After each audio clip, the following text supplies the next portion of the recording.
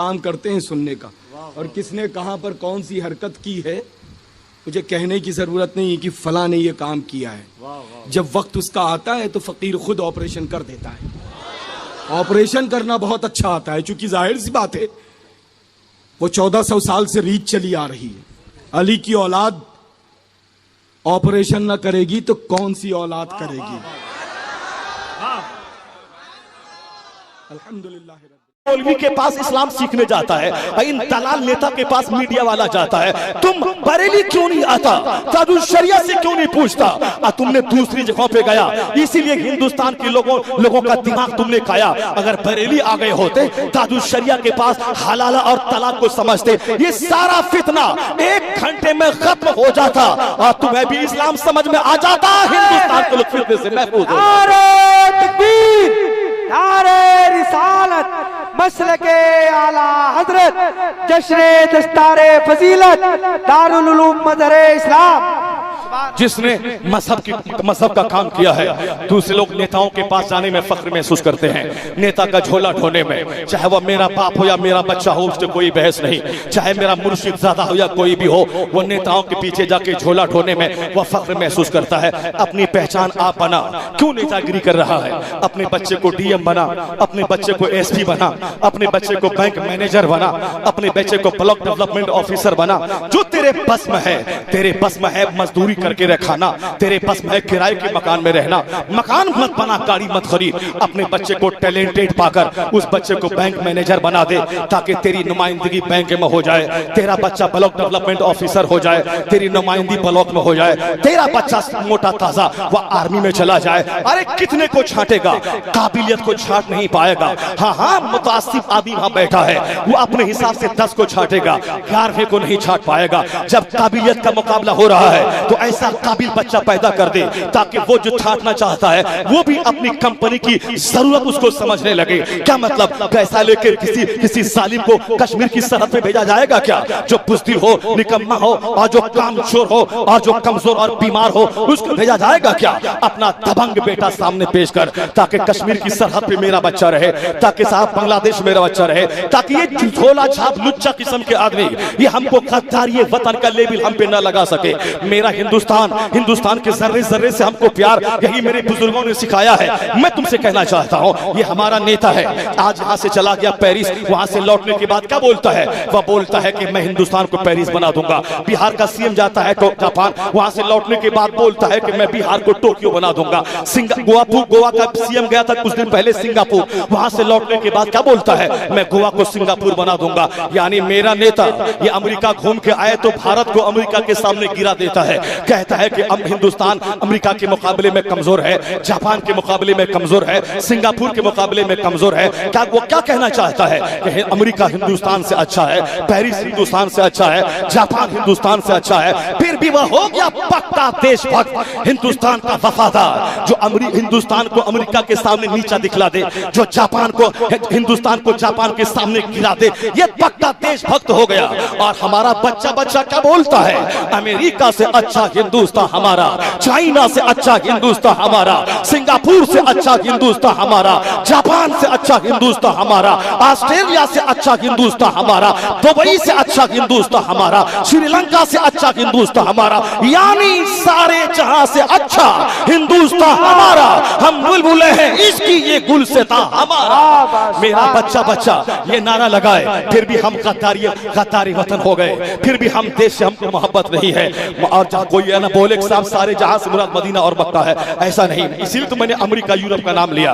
America से अच्छा, Europe से अच्छा, चाइना से अच्छा, ऑस्ट्रेलिया से अच्छा, यानी सारे जहां से अच्छा हिंदुस्तान हमारा। मक्का मदीना से अच्छा हिंदुस्तान क्या होगा? मदीना वो जगह है जहां मुस्तफा आराम कर रहे हैं। सरकार के जसद अतहर से जो मिट्टी लगी है, वह मिट्टी तो खाने काबा से भी अफजल है, वह मिट्टी अर्श मुअल्ला से भी अफजल है। इसलिए जहां इस तरह की बातें की जाए, उससे मुराद ये ममालिक होंगे, उसके मुकाबले में हिंदुस्तान की बेहतरी बयान की जाएगी। यानी सोच लोगों की टेढ़ी हो गई। हम देश के लिए जान दें, हम देश में अंग्रेजों को भगाए, हम अपना खून बहाए, मगर फिर भी हम गद्दार हो गए। ऐसे माहौल में डंके की चोट पे हल्ला गुल्ला करने से काम नहीं चलेगा। ऐसे माहौल में अखबार पढ़ के तबसरा करने से काम नहीं चलेगा। ऐसे माहौल में बकवास नहीं करनी पड़ेगी। ऐसे माहौल में संजीदगी से काम लेना होगा। पॉलिटिक्स में रहे चंद लोग, अच्छे दबंग और काबिल किस्म के लोग जो सियासत कौम की रहनुमाई की खातिर करे। बाकी जनरल मुसलमान वह सिर्फ वोट देना चाहे वह वोट दे दे, लेकिन वह अपने इस काम में लग जाए, अपने बेटे को पढ़ा के यानी वो काम करवाए जो हर डिपार्टमेंट में उसका बच्चा चला जाए। डीएम बने, एसपी बने, दारोगा बने, ब्लॉक डेवलपमेंट ऑफिसर बने, बैंक मैनेजर बने, स्कूल का टीचर बने, हर डिपार्टमेंट में मेरे बच्चे चले जाए। इस कदर काबिल अफराद पैदा किए जाएं ताकि हर डिपार्टमेंट मेरी नुमाइंदगी हो। जब नुमाइंदगी हमारी होगी तो मुल्क हमारा होगा, हमारी बात रहेगी, हमारी बात रहेगी। और ये मेरे नेता 5 साल के आएंगे और जाएंगे, लेकिन ऑफिसों और दफ्तरों में हम रहेंगे। जो काम करना है वो काम तो करते नहीं, चेहरा लटका के बैठ गए। ये दैनिक भास्कर है, ये साहब द टाइम्स ऑफ इंडिया है, ये कौमी तंजीम है, ये अवामी न्यूज है, ये साफ अखबार मशरिक है। तबसरा हो रहा है, मस्जिदों में बैठ के ऐसा हो गया, गली कुचे में बैठ के ऐसा हो गया। हुकूमत बदल गई, लगता है कि दुनिया में पहली बार हुकूमत बदल गई है, लगता है कि दुनिया में पहली बार कोई पंडित जी आ गया है, लगता है कि दुनिया में पहली बार ऐसा हो रहा है। ए मेरे भाई, तुम भी काफिरों की तरह सोचने लगे कि मेरे मन के खिलाफ ऐसा काम क्यों हो गया, हमारी तबीयत के खिलाफ ऐसा क्यों हो गया। ये काफिरों की सोच है जो अपने अपने हिसाब से, वह दुनियादाराना हिसाब से दुनिया के मैटर को सोचता है। मोमिन क्यों सोचेगा काफिरों की तरह और दुनियादाराना हिसाब से, जबकि कुरान रहबरी को तैयार है और कुरान के एक एक आयत हमारे लिए मशअले राह है। हम कुरान में ढूंढ रहे हुकूमत क्यों बदलती है, हुकूमत क्यों छीनी जाती है, हुकूमत देने वाला कौन है, हुकूमत छीनने वाला कौन है, इज्जत देने वाला कौन है, जलील करने वाला कौन है। मेरे दिमाग में एक सोच बैठ गई, पैसा होगा लोग इज्जत देंगे, अच्छा कपड़ा पहनेंगे लोग इज्जत देगा, अच्छा कपड़ा पहनेंगे तो समाज में चर्चा होगा, अच्छा कपड़ा आ गया इज्जत लुट गई, मकान बन गया सुकून खत्म हो गया। आखिर हमने कभी सोचने की कोशिश नहीं की। जरा अगले सलीम से काम लीजिए, मौला अली की बारगाह में पहुंचे, वह दुनिया की तब्दीलियों से वो क्या दुनिया की तब्दीलियों में वो क्या झांक के देख रहे हैं। ये हमारी और आपकी सोच है, हम इस पर गौर नहीं करते। मगर मौला अली से पूछिए वो क्या कहते हैं। यानी दिन आता है, रात आती है, मौसम बदलता है, मेरी मर्जी के खिलाफ काम होता है। मैं चाहता हूं कि 80 साल जिंदा रहूं, मगर वक्त से पहले ही मैं मर जाता हूं। मैं चाहता हूं कि मैं हमेशा तंदुरुस्त रहूं, मगर मैं बीमार हो जाता हूं। मैं चाहता हूं कि मेरा सारा प्लान पूरा हो जाए, लेकिन सारा प्लान मेरा अधूरा रह जाता है। मैं चाहता हूं कि मैं समाज में कभी जलील ना हो, मगर बच्चों की वजह से कभी जलील होना पड़ता है, कभी बीवी की वजह से जलील मोहल्ले में होना पड़ता है, कभी बेटी की वजह से रुस्वा होना पड़ता है। तबीयत के खिलाफ, यानी बच्चा हम अच्छे हैं बच्चा अच्छा नहीं, बीवी अच्छी है शौहर अच्छा नहीं, मैं अच्छा हूं मगर सेहत अच्छी नहीं, यानी तबीयत के खिलाफ जो काम हो रहा है। दुनिया के सारे लोग इसी में मुलव्विस है, चाहे कोई समझे ना समझे। बज़ाहिर देखने में लगता है 1700 करोड़ का बंगला, अंदर से कराहने की आवाज आती है। बज़ाहिर लगता है कि 12 करोड़ की कारें दौड़ रही हैं, अंदर से कराहने की आवाज आती है। इसी शहर में मैं एक बहुत अच्छे आदमी की ज़बानी, मैं जब उनका जुमला सुना ऐसा लगा किस कदर दर्द बोल रहा है, कर्ब बोल रहा है। ऊपर से तो लग रहा था कि इनको क्या कमी है, ये सारी दुनिया में इनका चर्चा है, लेकिन इनके लफ्ज से कर्ब बोल रहा है। वो किस कर्ब में मुब्तला है किसको पता है।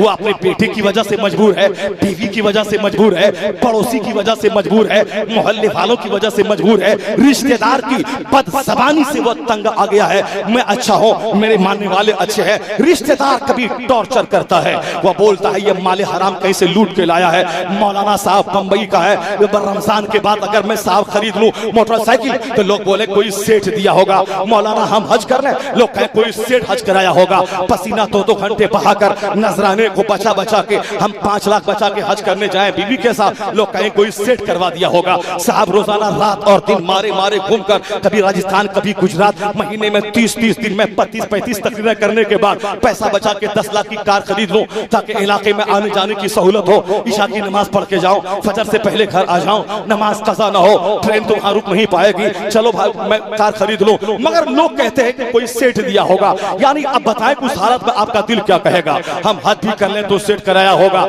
हम गाड़ी खरीदें तो कोई सेठ दिया होगा, पीर साहब गाड़ी खरीदें तो कोई मुरीद दिया होगा। यानी कहां कहां से से कैसी कैसी मुसीबतें आती हैं और आदमी किस तरह अंदर से ज़हनी तौर पर टूट जाता है।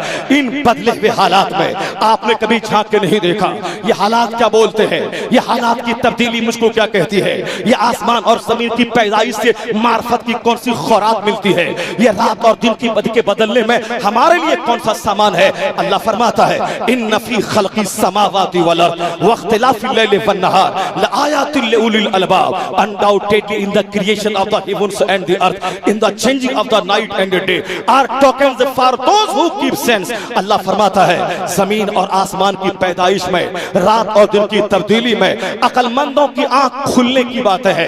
अब अक्लमंद की तारीफ आगे अल्लाह फरमाता है अक्लमंद वो है अल्लज़ीना यज़कुरूनल्लाह क़ियामन व क़ुऊदन व अला जुनूबिहिम व यतफ़क्करून फ़ी ख़ल्क़िस समावाति वल अर्द। अक्लमंद वो है जो उठते बैठते और पहलू पे लेटे वो अल्लाह को याद करता रहता है और ज़मीन आसमान की पैदाइश पे गौर करता रहता है।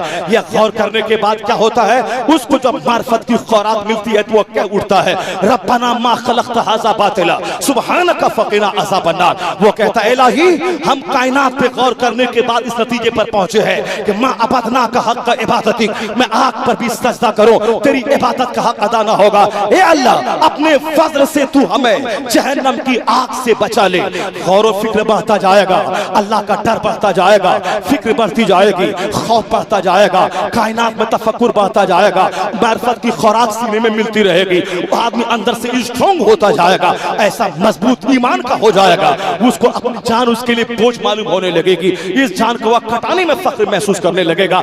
बुजुर्गों ने कहा है जो 25 साल तक जो आलिम मदरसे में पढ़ेगा वह लगातार 3 दिन तक आलिम बनने के बाद अगर किताब से अपना रिश्ता काट लिया उनका दिल धीरे धीरे गफलत ज़दा होने लगता है, दिल हार्ड और सख्त होने लगता है। जो 20-25 साल मदरसे में पढ़े आलिम बनने के बाद वह लगातार 3 दिन तक वो किताब का पढ़ना छोड़ दें, उनका दिल मरने लगे, दिल बुझने लगे, दिल सख्त होने लगे। जो कभी पढ़ता नहीं है उसका क्या हाल होगा, जो पढ़ने के बाद किताबों से अपना रिश्ता रखता नहीं है उसका क्या हाल होगा। इसलिए बोलता है मौलाना साहब आप ऐसा बोलते हैं, अब मौलाना है ऐसा बोलते हैं, कहाँ आपके पास मकान है? हम नहीं बोलते हैं मेरे पास 50 करोड़ का मकान है, मेरे पास 10 लाख की कार है। जो काम काफिर बोलता है जो बात वही बात ये बोलेगा।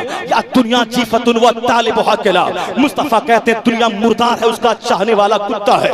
मुस्तफा फरमाते हैं दुनिया सिजनुल मोमिन व जन्नतुल काफिर, यह दुनिया मोमिन के लिए कैद खाना है, काफिर के लिए जन्नत है। मुस्तफा फरमाते हैं बाज लोग मालदार है वह गरीब हो जाए तो काफिर हो जाए, बाज लोग गरीब है वह मालदार हो जाए तो काफिर हो जाए। किसी के हक में मालदारी बेहतर है, किसी के हक में गुर्बत बेहतर है। हुजूर फरमाते हैं तुम अपने बीमारों को जैसे पानी से बचाते हो कि पानी के पास मेरा बच्चा गया तो नज़ला हो जाएगा, जुकाम हो जाएगा, बुखार हो जाएगा, तो सरकार दो जहां फरमाते हैं अल्लाह अपने नेक लोगों को दुनिया से ऐसे ही बचाता है जैसे तुम अपने बीमार को पानी से बचाते हो। और ये सूखा मौलवी बोलता है कि हाँ क्या हुआ, इनके पास करोड़ों का मकान है, इस झगड़े से क्या हुआ, वो तो लखनऊ में ढेरी मकान बना लिया, 2-4 बंगला बना लिया, उनके पास 10 कारें आ गई, ये लड़ने से क्या हुआ, उनके पास तो बड़ा बड़ा सेठ है। मैं कहता हूँ कितना सेठ है तुम्हारे पीर के पास? आशाराम 400 से ज्यादा हिंदुस्तान के शहरों में आश्रम बनाया था, करोड़पति नहीं खरबपति वो था।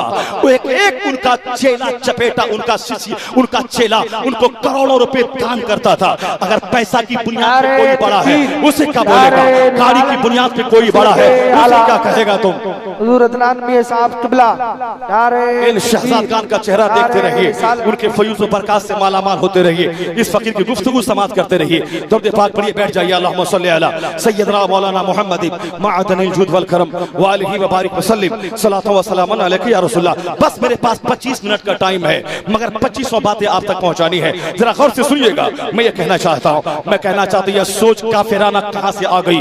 मकान है, गाड़ी है, फिर क्या हुआ आपका? आप उनके खिलाफ बोलते थे सुन नादान, गाड़ी बंगला से तू इज्जत को आंकता है। हक पर रहने वाला आदमी चाहे वो किराए के मकान में रहे, हक पर रहने वाला 2000 रुपए महीना कमाए, हक पर रहने वाला चाहे उसको मार दिए जाए, हक पर रहने वाला का बच्चा वह पैसे को तरस जाए, उससे कोई बहस नहीं। जो हक पर कायम है उसके पास नहीं हो मकान ना हो बंगला, ये अरबों पति से करोड़ों गुना बेहतर है। अल्लाह के नजदीक मकान नहीं देखा जाता है। काफिरों की बोली बोलता है ये पढ़ा लिखा जाहिल, ये बोलता है कि उसके पास मकान है तो उसको क्या कहेगा। हिंदुस्तान के हर शहर में कुफ्फार और मुशरिकीन के पास खरबों का मकान, पर हमारे पास 2-4 बिल्डिंग है, उनके पास 10 बिल्डिंग है। हमारे पास 1 एकड़ जमीन है, उसके पास 25 एकड़ जमीन है। क्या बोलेगा तुम? हिंदुस्तान में 100 मालदारों की सूची में एक नाम भी कलमा पढ़ने वाले का नहीं है, वह सारा नाम उन्हीं लोगों का है। इसके बारे में क्या बोलेगा? इस्लाम अगर सही होता तो सारे लोग क्यों कुफ्फार और मुशरिकीन की मालदार क्यों होते? बिल गेट्स से लेकर हिंदुस्तान के टाटा बिरला जिंदल तक ये सारे मुशरिकीन क्यों होते? सारे काफिर क्यों होते? सुनो, कुरान अगर पढ़ता तो जाहिलों की तरह बोली नहीं बोलता। इसीलिए मैंने पहले कहा ना अहल, वो अगर आलिम भी बन जाए तो भी वह फसादी होगा, और ना अहल अगर दौलतमंद भी हो जाए वह फिरौन और कारून की तरह सोच रखेगा। इसलिए दौलतमंद बनने के लिए भी इल्म चाहिए, और फिर दीन की खिदमत करने के लिए अच्छा आदमी बनने के लिए भी इल्म चाहिए। इल्म वह है जब इल्म बढ़े तो तकवा बढ़ जाए, और दौलत वह है कि दौलत बढ़े तो सदका तो खैरात बढ़ जाए, और दिल मिस्कीनियत वाला उसके पास आ जाए, गुरूर नाम की कोई चीज करीब ना आए। सुलेमान अलैहिस्सलाम रूए ज़मीन के बादशाह थे, लेकिन जब वह जाते इबादत गाह में अपना बदन मिस्कीन के बदन से मिला देते थे, और क्या कहते थे? कहते थे एक मिस्कीन मिस्कीन से मिल गया है। सुलेमान अलैहिस्सलाम रूए ज़मीन के बादशाह भी थे और अल्लाह के पैगंबर भी थे। पैगंबर का होना, बादशाह इस तरह की 50 करोड़ बादशाह नबूवत के एजाज के सामने कोई माना नहीं रखता। नबी होना बहुत बड़ी इज्जत की बात है। इससे इसके सामने दुनिया भर की सल्तनत 50 करोड़ दुनिया हो जाए और सबकी सल्तनत मिल जाए, नबूवत के मुकाबले में ये सारी सल्तनत हेज है। लेकिन मुसलमान इस्लाम को अल्लाह ने नबी भी बनाया और ज़ाहिरी तौर पर दुनिया की सल्तनत भी दे दी, ये दुनिया की। तो अब उसके बाद होना क्या चाहिए था? दोनों नेमतें उनके पास है, लेकिन दिल ऐसा है मिस्कीनियत वाला कि अब इबादत गाह में चले गए, मिस्कीन के बदन से बदन मिला के कहते हैं मिस्कीन मिस्कीन से मिल गया। सुलेमान अलैहिस्सलाम के भी पैगंबर, सारे पैगंबरों के पैगंबर, अकरमुल अव्वलीन वल आखिरीन मुस्तफा, अफजलुल अव्वलीन वल आखिरीन मुस्तफा, कायनात में सबसे अनोखे निराले मुस्तफा, महबूबे परवरदिगार मुस्तफा, वह सरकार जिनके सामने अल्लाह ने यह तजवीज रखी कि हुजूर मेरे हबीब तुम चाहो मैं अरब के रेगिस्तान को मैं तेरे लिए सोना बना दूं। सरकार दो जहां ने क्या कहा था? ए अल्लाह मेरे लिए अरब के रेगिस्तान को सोना मत बना, अरब के पहाड़ को गोल्ड मत बना।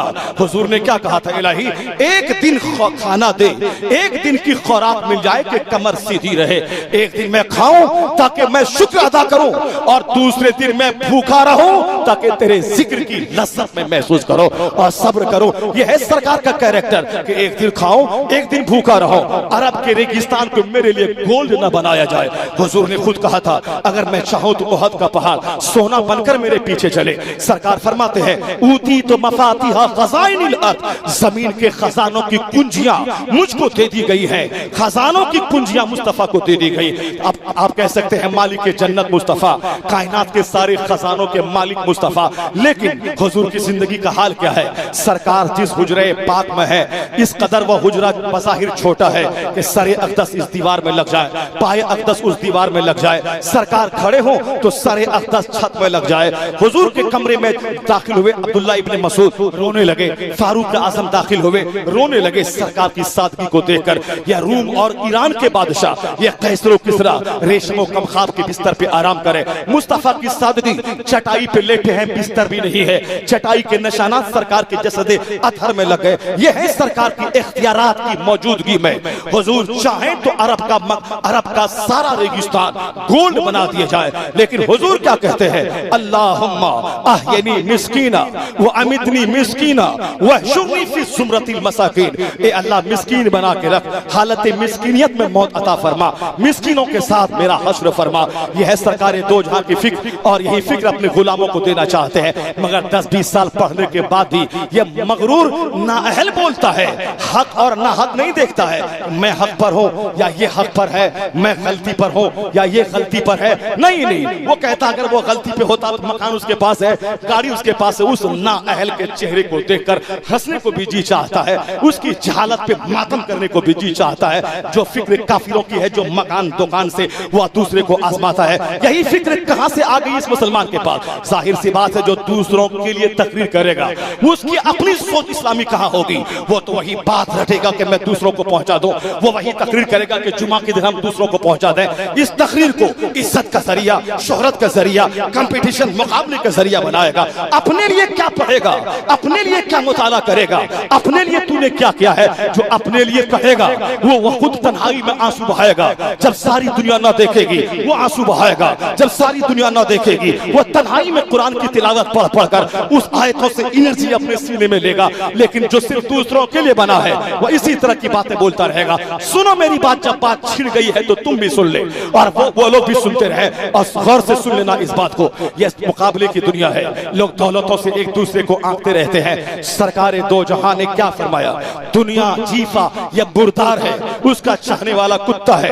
यानी जो आखिरत को भूल के दुनिया कमाए, जो नमाजें छोड़ के दुनिया कमाए, जो अल्लाह रसूल को नाराज करके दुनिया कमाए, उसके हक में ये दुनिया मुर्दार है और ये उसका चाहने वाला कुत्ता है। और सुन अल्लाह क्या फरमाता है, आज के बाद से फिर कभी मत बोलना कि मुशरिकों के पास दौलतों की बहुतात और फरावानी क्यों है, मुसलमानों के पास मुट्ठी भर, मुसलमानों के पास दौलत कम है, उनके पास ज्यादा क्यों है। यहूदी मुट्ठी भर नबियों की कातिल कौम है यहूदी, लेकिन दुनिया के हर इलाके में व्हाट्सएप के जरिया, यूट्यूब के जरिया करोड़ों डॉलर रोजाना कमीशन उसके पास जाता है। उसका संस्थापक यहूदी, या कोल्ड ड्रिंक्स के जरिया पूरी दुनिया से कमीशन उसके पास जाता है। इस कंपनी का मालिक यहूदी। सुन कुरान क्या कहता है, ज़ुय्यना लिल्लज़ीना कफ़रुल हयातुद दुनिया व यस्खरूना मिनल लज़ीना आमनू वल्लज़ीना तक़ौ फ़ौक़हुम यौमल क़ियामा। अल्लाह फरमाता है दुनिया की जिंदगी काफिरों के लिए सजा दी गई है। The life of this world has been decorated for disbeliever and they laugh at believer. यानी दुनिया की जिंदगी, अल्लाह फरमाता है ज़ुय्यना लिल्लज़ीना कफ़रुल हयातुद दुनिया व यस्खरूना मिनल लज़ीना आमनू वल्लज़ीना तक़ौ फ़ौक़हुम यौमल क़ियामा। अल्लाह फरमाता है दुनिया की जिंदगी काफिरों के लिए सजा दी गई है और ये अहले ईमान को देखकर हंसते हैं, उनका मजाक उड़ाते हैं। व यस्खरूना मिनल लज़ीना आमनू, अब मुसलमान ईमान वालों को देखकर ये उसका मजाक उड़ाते हैं। जिस तरह आज भी हमारी गुर्बत का, हमारी तन्हाई का, हमारी बेसहारगी का, हमारी सियासी पसमानदगी का मजाक उड़ाते हैं। रास्ता चलते हम और आप भीड़ भाड़ में सेफ हैं। जो 4 दिन पहले रतलाम इलाके में दाढ़ी वालों को खींच के ट्रेन से मारा गया, उसके बारे में तू क्या कहेगा। इस हालत में हम हिंदुस्तान में जी रहे हैं जहां तन्हाई में अगर किसी को पाले इस कदर मजाक उड़ाए, उस मजाक के माहौल में आदमी खुदकुशी करने को तरजीह देने लगेगा। ऐसे माहौल में नर्वस होने की कोई जरूरत नहीं। मेरा खुदा कहता है यह है मजाक उड़ाते हैं अहले ईमान को देखकर। अब अल्लाह आगे कहता है नर्वस तुम मत होना, वल्लज़ीना तक़ौ, सियासत चिल्ला की इज्जत नहीं मिलेगी, अखबार पढ़ के इज्जत नहीं मिलेगी, भाषण दे के इज्जत नहीं मिलेगी और हल्ला करके इज्जत नहीं मिलेगी। इज्जत कैसे मिलेगी, अल्लाह कहता है वल्लज़ीना तक़ौ फ़ौक़हुम यौमल क़ियामा। ये काफिर हजार मजाक उड़ाते रहे, ये तेरी पसमानदगी का मजाक उड़ाते रहे, उससे कुछ नहीं। तुम मुत्तकी बन के रहना, गुनाहों से अपना दामन बचाना। अल्लाह फरमाता है वल्लज़ीना तक़ौ, जो तकवा के साथ दुनिया में जिया, अल्लाह फरमाता है फ़ौक़हुम यौमल क़ियामा। ये इन मजाक उड़ाने वाले मालदार तरीन काफिरों पे ये गरीब खस्ताहाल मुसलमान जो मुत्तकी, जो अपना दामन गुनाहों से बचाया, ये क़यामत में इन काफिरों पे गालिब आ जाएगा। क़यामत के दिन सोने चांदी के तख्त पे अहले ईमान को बिठाया जाएगा।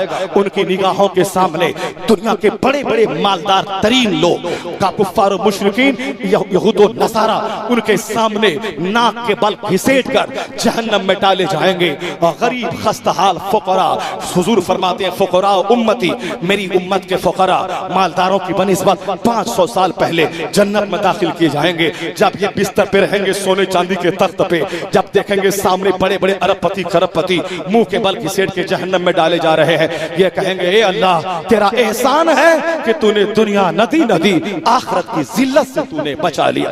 दुनिया में 100 साल एक दिन से भी कम है अल्लाह के नजदीक, और आखिरत ही आखिरत है। और हुजूर हर वक्त ही कहा करते थे, मस्जिद नबी की तामीर में सारे सहाबा पत्थर को उठा रहे हैं, सरकार दो जहां ने एक बड़े पत्थर को उठाया, पूरी ताकत उसमें जाहिरी तौर पर लग गई। आपके जिस्म अक़दस को देखकर दूसरे सहाबी ने कहा सरकार आप इसको छोड़ दें, हम गुलाम किस दिन के लिए हैं, हुजूर हम इसको उठाएंगे। सरकार सरकार कहते हैं नहीं नहीं मुझे उठाने दो, मैं उठाऊंगा। और सरकार पत्थर को उठाए और फरमाते हैं ला ऐश इल्ला ऐशुल आखिरा, ला खैर इल्ला खैरुल आखिरा। आराम नहीं है मगर आखिरत का आराम, भलाई नहीं है मगर आखिरत की भलाई। मस्जिद की तामीर करते हुए ला ऐश इल्ला ऐशुल आखिरा, मैदान जंग में तलवार चलाते हुए ला ऐश इल्ला ऐशुल आखिरा, मस्जिद नबी में मस्जिद में ला ऐश इल्ला ऐशुल आखिरा। यानी हर काम मोमिन का आखिरत के पॉइंट ऑफ व्यू से होता है। असल इज्जत वहां की, असल जिल्लत वहां की, असल इस आराम वहां का। सरकार ने बार बार इसी को पावर कराने की कोशिश की और हम लोग दुनिया की तकलीफों से घबरा के अपने ही मजहब के बारे में कंफ्यूजन के शिकार हो गए। और सुन आ गई कुरान में एक सूरत है सूरह ज़ुखरुफ। ज़ुखरुफ का माना होता है डेकोरेशंस, यानी आराइश और सजावट। जिस तरह आप किसी के घर में दाखिल हो जाए, वो सोफा कितने का है? इटली का है 10 लाख का। ये फर्नीचर कितने का है? 10-15 लाख का। ये दरवाजा कितने का है? 10 लाख का। यानी किसी को 10,000 रुपए का सोफा मुयस्सर नहीं है, किसी के पास 10 लाख का सोफा है। वो 10 लाख वाला अगर अपने से बड़े मालदार के घर चला गया और वहां 25 लाख का सोफा देख लिया, अब ये 10 लाख का सोफा ये गरीब का सोफा हो गया। मरून सी वादी में जाके, वादी मिना में हुजूर ने क्या कहा था? जो अपने पीछे दीन का गम लगा लेता है, अल्लाह उसकी दुनिया का कफील और जिम्मेदार हो जाता है। और जो अपने पीछे दुनिया का गम लगा लेता है, अल्लाह उसकी निगाह के सामने गरीबी का दरवाजा खोल देता है। वह करोड़ों कमाता जाता है, मुफलिसी सामने आती जाती है। 10 करोड़ पास में है, 20 करोड़ का सौदा करता है, वह मगरूज होके और के चक्कर में हसरतो मायूसी के आलम में दुनिया से चला जाता है, अपने टारगेट को पा नहीं पाता है। सुनिएगा जरा, मैं मैटर को टच कर रहा हूं, मगर जब बात छिड़ गई है इस बात को पहले मैं पूरी कर दूं, उसके बाद मैं लौटता हूं दिन रात की तब्दीली में मार्फत की खुराक क्या मिल रही है। बस अपनी गुफ्तगू में आखिर में मैं खत्म कर दूं। मेरे पास अब सिर्फ 15 मिनट का टाइम बच गया है, 2:30 बजे तक मुझको बोलना था, 10 मिनट अब रह गए हैं। जरा गौर से सुनिएगा जो मैं कह रहा हूं, मेरी बात कहीं आगे से ऊपर से तो जा तो नहीं रही है, समझ रहे नहीं समझ रहे आप? ऐसा तो नहीं कि बिल्कुल हवा में मैं अजान दे रहा हूं, बात समझ में आ रही है? बिल्कुल वक्त की जरूरत है, क्योंकि हम समाज में रहते हैं, लोगों के बीच रहते हैं, जानते हैं लोगों की सोच, लोगों की फिक्र कैसी है। दौलत का नशा मुसलमानों को अंदर से ऐसा बिगाड़ दिया है, इसकी सोच भी बिल्कुल हिंदुआना काफिराना होती जा रही है। 3 करोड़ की शादी, 4 करोड़ की शादी, ताकि पूरे शहर में कोई ऐसी शादी न रचा हो जैसी मैं रचाया हो। मैं कहता हूं सरकारे दो जहां की सीरत और सुन्नत की बात करने वाला हुजूर से बड़ा कौन है? हुजूर की बेटी फातिमा से बड़ी किसकी बेटी है? मौला अली से कौन बड़ा है? हसनैन से बड़ा कौन है? फातिमा ज़हरा की शादी पुराने कपड़े में मुस्तफा कर दें, मस्जिद नबी में चंद असहाब के सामने खुतबा पढ़ के निकाह कर दें, अपनी बेटी को अली के निकाह में दे दें। शाम के वक्त में खानदान की एक खातून के जरिए अपनी बेटी फातिमा को मौला अली के हुजरे में पहुंचा दे। यह है सैयदा सैयदतो निसाए अहली जन्ना, जन्नती औरतों की मलका की शादी। हुजूर तो कहते 1,40,000 सहाबा मेरे मक्का मदीना में है, नबी की बेटी की शादी है, सारे सहाबा आ जाओ, ये सारे लोग आ जाए, मक्का के आ जाओ, मदीना के लोग आ जाए। ए जिब्राइल, मेरे 1 लाख सहाबी कलमा पढ़ने वाले मेरी बेटी की शादी में शरीक हो जाए। आसमान से ले आओ जन्नत से खाना और जन्नत से ले आओ सोने का ताज, ताकि मेरा दामाद अली के सर पे रखा जाए। हुजूर के लिए कोई भारी बात नहीं थी। मक्का मदीना और जहां तक इस्लाम फैला है वहां तक के सारे कलमा पढ़ने वाले अपने बेटों को मुस्तफा बोला लेते। नबी बमन बाप के मुकाबले में होता है और इन सारे बेटों को बोला लेते, और मेरे कलमा पढ़ने वाले ये सब उम्मती मानवी बेटों की सूरत में होते हैं और नबी बाप की तरह होते हैं। तब वो कहता, आओ मेरे तुम्हारे पैगंबर की बेटी की शादी है, मेरे सारे मुरीदों, मेरे सारे कलमा पढ़ने वाले सहाबियों आ जाओ। जिब्राइल, आओ जन्नत से जन्नत ताज ले आओ, अली के सर पे रख दो और जन्नत का खाना ले आओ, सबको खिला दो। नहीं, कायनात के मालिक को मुख्तार ने अपनी शादी की, सत्तू चंद लोगों को वलीमे में खिला दिया। हुजूर ने अपनी शादी की, चंद असहाब को वलीमा में हुजूर खिला दिया। सबसे बड़ा वलीमा था मुस्तफा का, ज़ैनब बिन्ते जहश से निकाह करने के बाद उम्मुल मोमिनीन से जब आपने निकाह फरमाया, उसी में रोटी और गोश्त आपने खिलाया था। वो सबको नहीं बल्कि आपने चंद असहाब को खिलाया था। और फातिमा ज़हरा की शादी में ना किसी नए जोड़े का एहतमाम है, ना साहब अब लोगों के खाने का कोई एहतमाम है। निकाह हुआ, अली के अक़्द में डाल दिया गया और आपकी बेटी फातिमा अली के हुजरे में दाखिल हो गई। अगर हुजूर ऐसा कर देते, लाखों असहाब को खिला देते, मैं भी आज 2 घंटे की तकरीर के बाद भीख मांगता।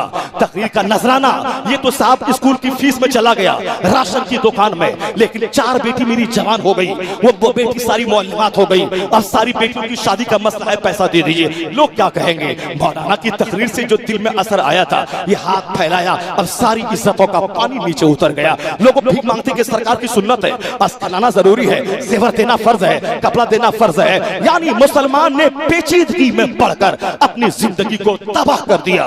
इनकी सोच मोहल्ले के काफिरों जैसी, इनकी सोच दुनियादारों जैसी, पेचीदगी, मकान पे मकान, सोफा पे सोफा, शादी में 3 करोड़ की शादी, सबको हम खिलाएं, सबको करें। हुजूर ने सादगी का नमूना बनाकर कयामत तक के गुलामों को जीने का हौसला दिया, ताकि जब वो सिंपल ढंग से गुर्बत में शादी करें, एहसास कमतरी का शिकार ना हो कि मैं कैसे जीऊं शरीयत के मुताबिक। वो अपने पैगंबर की जिंदगी को देख ले, गुर्बत में जीने का हौसला मिल जाएगा। सरकारे दो जहां ने यह नमूना पेश किया है, लेकिन हमने आज काफिरों की तरफ सोचना शुरू किया और नतीजे में मकरूज हो गए हम। कमर टूट गई हमारी, चेहरे का हुस्न खत्म हो गया, कर्ज के बोझ में दब गए हम, सारा घर परेशान हो गया। एक ही फार्मूला है नबी का, इस पेचीदगी को कोई दूसरी फिलॉसफी दूर न कर पाएगी। जो सारे लोग पेचीदगी में मुलविस हैं, खान पान की, पोटी को बदलने की, गाड़ी की और इज्जत बचाने की फिक्र है। हजरत तकरीर करना आसान है, इज्जत बचाना मुश्किल है। समाज में इज्जत कैसे बचेगी, समाज में इज्जत कैसे बचेगी, बोलना बड़ा आसान है। बेंगलोर का एक सेठ मेमन बोल रहा था, हजरत क्या करे, इज्जत बचाना बहुत मुश्किल है। मुश्किल तो है ही, जिस समाज में तुम जी रहा है। तेरा एक मेमन भाई बेटी की शादी में 5 करोड़ खर्च किया है और तुम भी उससे मुकाबला चाह रहा है, तेरे पास है नहीं, इज्जत तो बचानी मुश्किल तो हो ही जाएगी। तू तो भीख मांगेगा और ऐसे ही तड़प तड़प के मर ही जाएगा। सुन, मुस्तफा कहते हैं अल बज़ाज़तु मिनल ईमान, सादगी ईमान का हिस्सा है। खान पान में सादगी, रहन सहन में सादगी, मकान की तामीर में सादगी, गाड़ी की खरीदारी में सादगी, बेटी की शादी में सादगी, बेटे की शादी में सादगी, वलीमे में सादगी, ज़ियाफत में सादगी, खतना अकीका में सादगी, मंगनी में सादगी, तीजा 40वां बरसी चहलुम में सादगी। सादगी मुस्तफा के फार्मूले को अपना ले, फिर ना बोलेगा इज्जत बचाना मुश्किल है, या बोलेगा life is very easy, life is very simple, जिंदगी गुजारना आसान है। ना बोलेगा कि जिंदगी मुश्किल है, या बोलेगा जिंदगी गुजारना आसान है। खिलाफे पैगंबर कसे रह गुज़ीर कि हर किस बमंजिल न खहात रसीद। सुनिए गौर से, मेरा वो मैटर छूट जाएगा। उस कुरान करीम में एक सूरत का नाम है सूरह ज़ुखरुफ। ज़ुखरुफ के माने होते हैं आराइश, यानी घर को आज आदमी मॉल बनाना चाहता है। बर्तन की जरूरत है 5 गिलास की, 50 गिलास है। जरूरत है 10 प्लेट की, 50 प्लेटें हैं। जरूरत है साहब 10 कुर्सी की, 100 कुर्सियां लगी हुई हैं। अब मुकाबला है, घर लगता है कि मॉल बन गया है, घर लगता है कि शॉपिंग कॉम्प्लेक्स बना दिया गया है। अब जरा आराइश उसी को बोला जाता है, यानी लिबास। और साहब वो पर्दा है तो वो गद्दा है तो सोफा है, वो दरवाजा है और साहब कारपेट है, कालीन है, मार्बल है, इटालियन मार्बल। ये मार्बल तो भारत का गरीब लगाता है। अब ये इटालियन मार्बल है, कीमती मार्बल, जो पूरे बरेली शहर में कोई नहीं लगाया है। या मेरे बाथरूम में जब लगेगा तब बोलेगा हाँ हम मौलाना का जो बाथरूम है, यह बाथरूम साहब इटालियन मार्बल से सजा हुआ है। आराइश, डेकोरेशन। आप ऐसे लोगों के घर में जाए तो देख के दंग रह जाए। अब हम जो तमन्ना करने लगे कि मेरा मुरीद जो राजस्थान का, मेरा अकीदतमंद जो मेरी अटैची ढोकर के स्टेज तक मुझको ले गया, अब हम बोले ये स्टेज में ढोल स्टेज तक होने वाला, यह सेठ मेरा हाथ चूम रहा है, मेरी पेशानी चूम रहा है। इनके घर में ऐसा है कि घर का सारा सामान कई करोड़ का होगा। अब हम हमारी इज्जत कर रहा है, मेरी पेशानी को चूम रहा है, मेरा साहब क्या है कि बिस्तर मेरे लिए झाड़ रहा है, एटीसी को ले जा रहा है। हम कहे कि ये मेरे गुलाम की तरह है।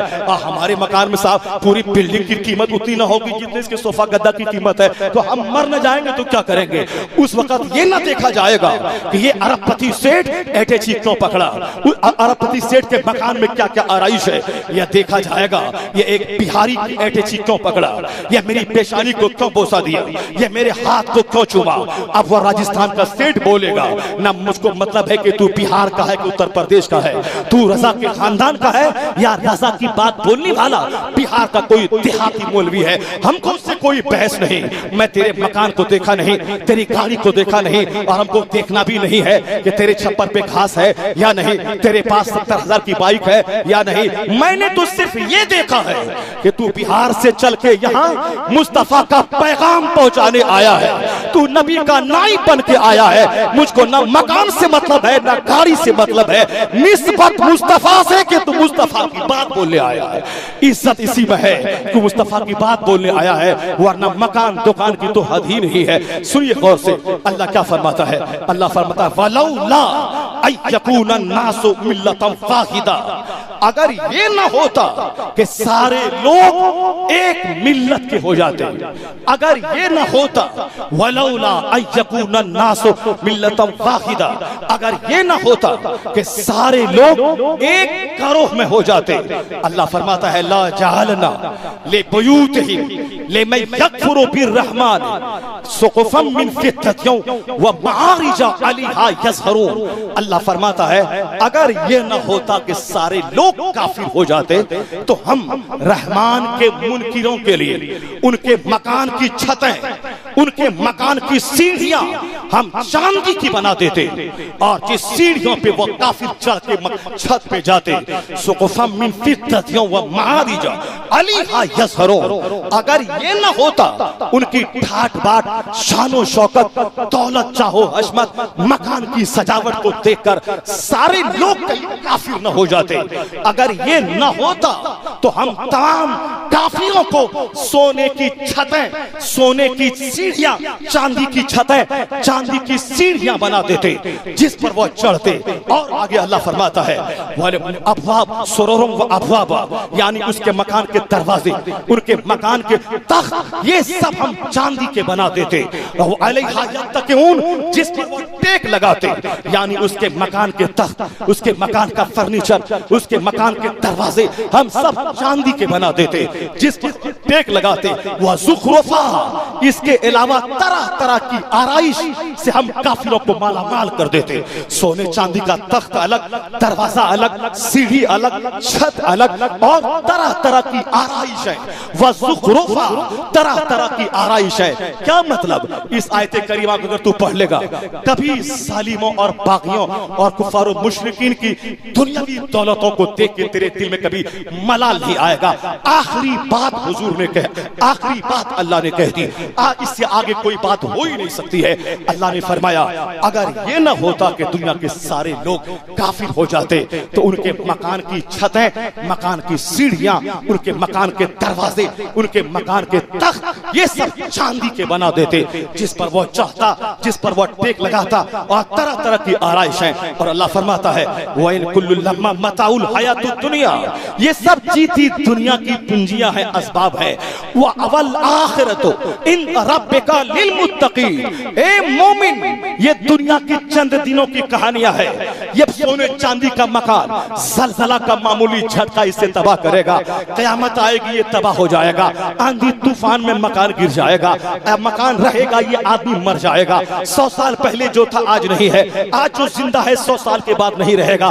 ये क्या है? मताउल हयाती दुनिया, ये जीती दुनिया की पूंजियां हैं, असबाब हैं। और अल्लाह फरमाता है वो आखिरत जो खरबों साल, बेगिनती साल, 50,000 साल का एक दिन, अल्लाह फरमाता है वल आखिरत इंद रब्बिका लिल मुत्तकीन, आखिरत की सारी भलाइयां अल्लाह के नजदीक मुत्तकीन के लिए है। वो जन्नत में होगा कि सोने चांदी की ईंटों का मकान मुश्क और कस्तूरी के कारे से ईंट जोड़ी गई होगी, हद्दे निगाह तक एक मोमिन की जन्नत, और सब जन्नत की जमीन हीरे और जवाहिरात की 70-70 हूरें, अगर वो हूरें झांके तो दुनिया के सारे लोग हुस्न को देख के बेहोश हो जाए। वो अगर थूके सातों समंदर का पानी मीठा हो जाए। वो 70-70 हूरें जन्नती के लिए है। यानी आखिरत की इज्जत, आखिरत की राहत, आखिरत की हूर, आखिरत के मकान पे मोमिन की नजर रहे।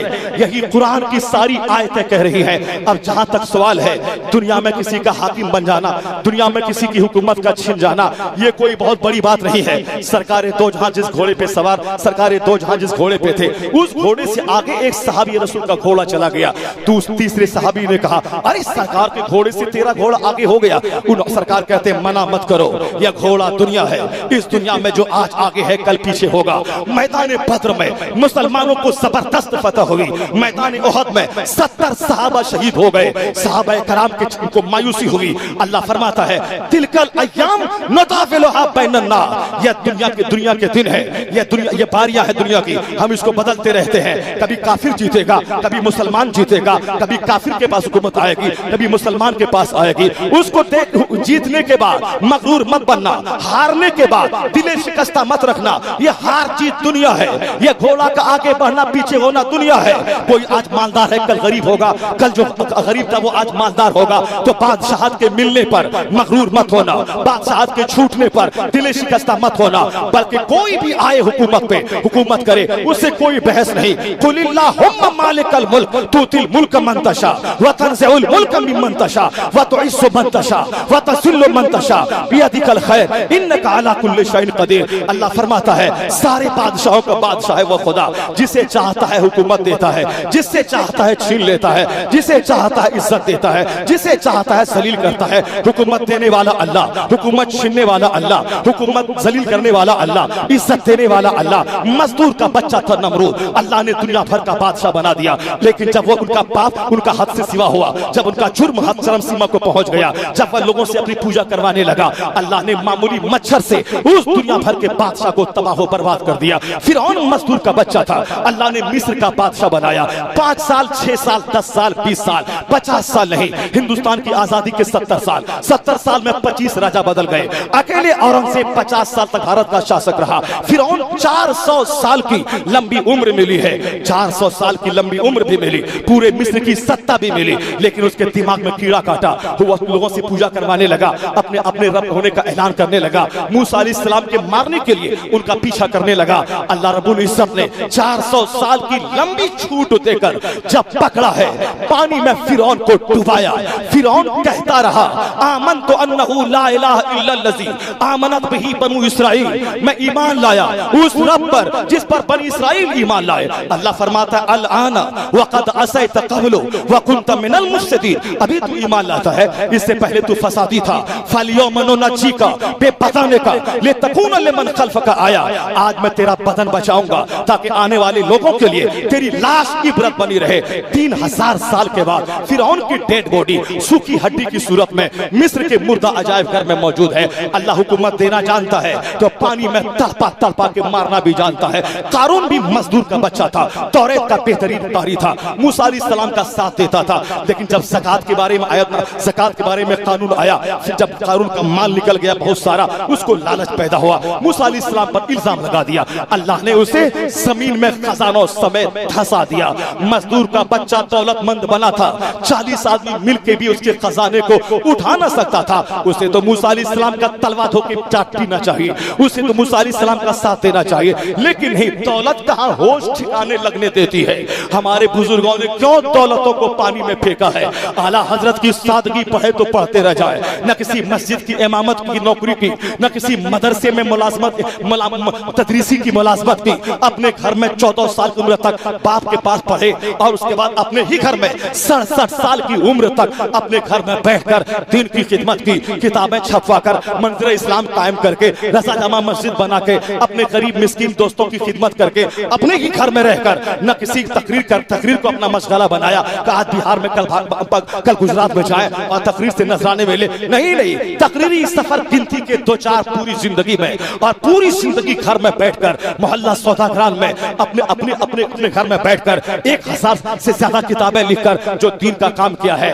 मामूली फिरनी है, मामूली एक चाय है, मामूली एक पान है, एक चपाती है, थोड़ी सी सब्जी है, इसी को खाकर ज़ुहद के साथ सुल्तानुल ज़ाहिदीन है अहमद रज़ा, न मस्जिद की इमामत की नौकरी की, न मदरसे में तदरीसी मुलाजमत की कहीं नहीं की। अपने घर में बैठकर अपने पैसों से किताबें छपवाकर मंदिर इस्लाम चलाकर जो दीन का काम किया है।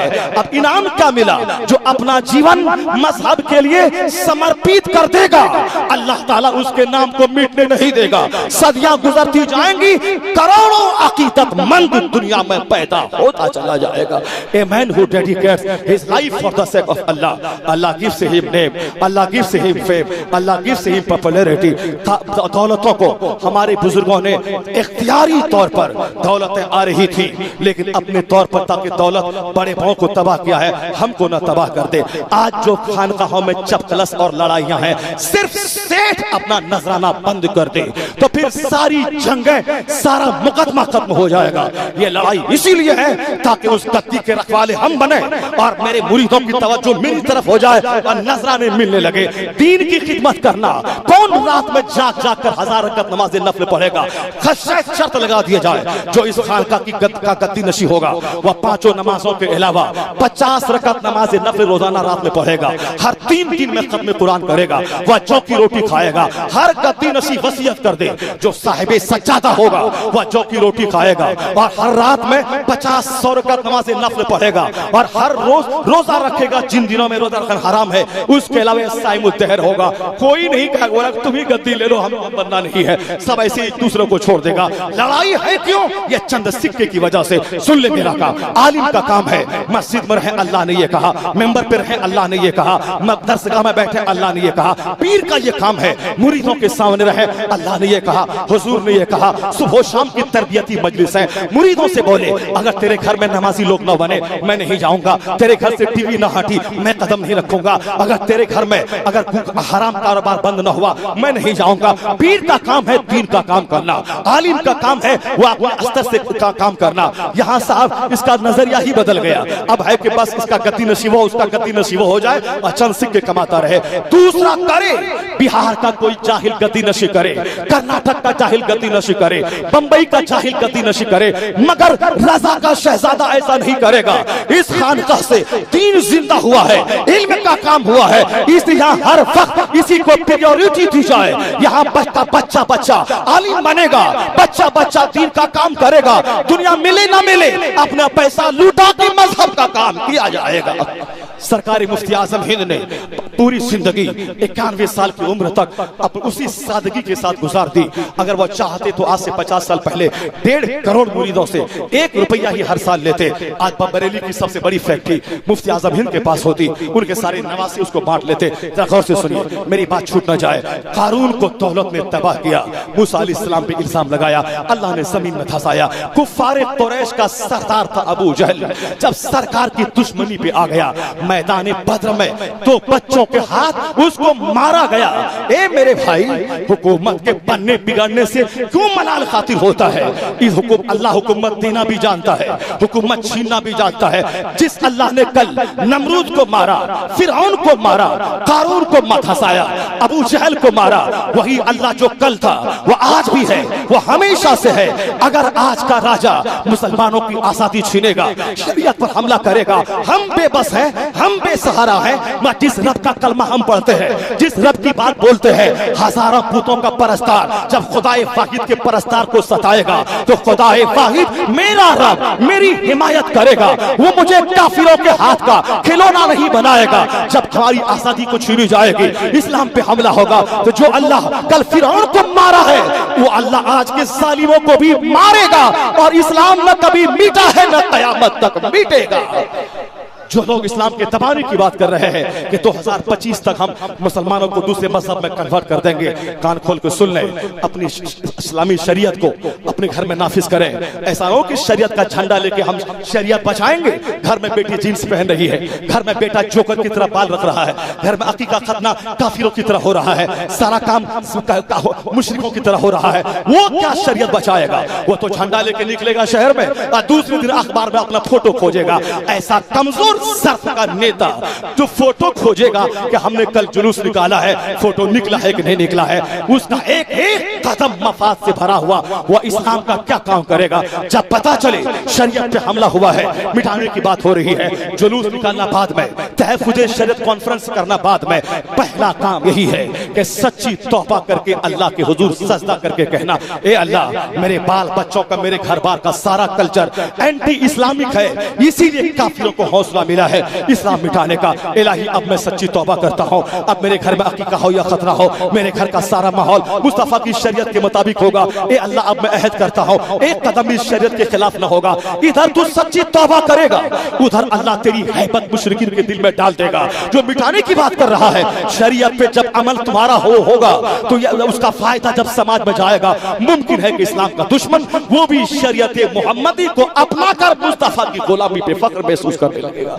होना तो ये चाहिए था, ये सूखा झंडा अल्लाह के कानून से बगावत और शरीयत बचाने का झंडा ये काम नहीं देगा, ये मिटेगा नहीं। अलबत्ता आने वाले 2040 के बाद देख लेना, हिंदुस्तान में आज 35 करोड़ कलमा पढ़ने वाला, इनकी आबादी आने वाले 2030-40 के बाद 50 करोड़ में बदलने वाली है।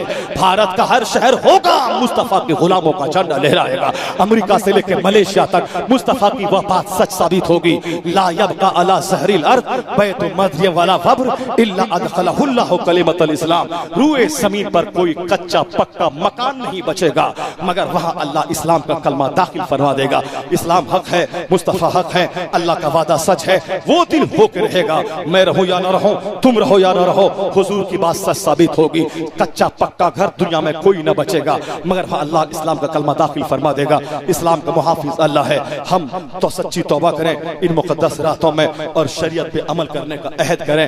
मेरी बदअमली से अल्लाह का अजाब नाजिल होता है। मेरी खुश अकीदगी और हुस्न अमाल की वजह से अल्लाह ताला की रहमतें हमारी तरफ मुतवज्जह होती हैं। बेशुमार बातें इस खोपड़ी में हैं मगर मैं सारी बातों को समेट कर, चूंकि मेरा वक्त बहुत हो गया, 1.25 घंटे के करीब मेरी बात हो गई। मैंने जो कुछ कहा अपनी आपकी और हम अपनी भलाई की खातिर, अपने अहबाब अपने लोगों की भलाई की खातिर समझ लें कि इसी मुख्तसर से खिताब में बेशुमार बातें हैं। फिर इंशाअल्लाह अज़ीज़ जब कभी मौका मिला, वो जो चंद बातें फिक्री बातें थी, वो तब्दीली में से बसीरत वाली बातें, वो सारी बातें अभी हैं, उसको मैं टच करूंगा। अभी उसमें फिर और 2 घंटे लग जाएंगे चूंकि एक बहुत बड़ा अपार और विशाल टॉपिक है वो, उसकी तरफ मैं जहां बढ़ा के फिर 2 घंटे लग जाएंगे। मुफ्ती सगीर अहमद रज़वी साहब मुबारकबाद कि मुफ्ती आज़म हिंद की इस रिवायत को, इस मुख्तसर छोटे से इदारे मज़हर इस्लाम, देखने में तो लगता है कि मस्जिद बीबीजी में छोटा सा इदारा है लेकिन शोहरतों के एतबार से हिंदुस्तान में कौन सा ऐसा आलिम होगा जो इस इदारे को न जानता होगा।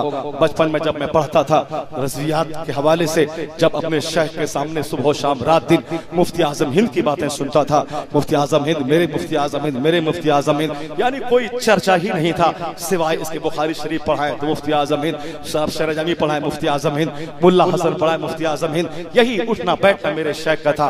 8 साल तक ही बरेली में पढ़े, मुफ्ती आज़म हिंद से खिलाफत मिली, फिर सीधे बिहार के कटिहार गए, वहीं उन्होंने एक छोटा सा इदारा कायम करके बस मुफ्ती आज़म हिंद पढ़ना बिछोना है, लोगों के दिलों को बदलते रहे और इल्म का चिराग रोशन करते रहे।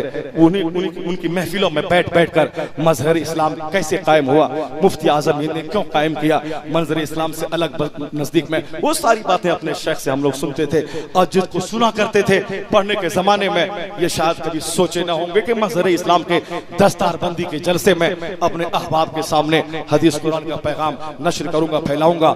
अल्लाह तबारक व तआला जब फजल फरमाता है तो मुट्ठी भर मुसलमानों को दुनिया का हाकिम बना देता है, लेकिन जब अल्लाह नाराज होता है तो हुकूमतें छीन के काफिरों के हाथों जलील और रुस्वा होने के लिए धकेल देता है।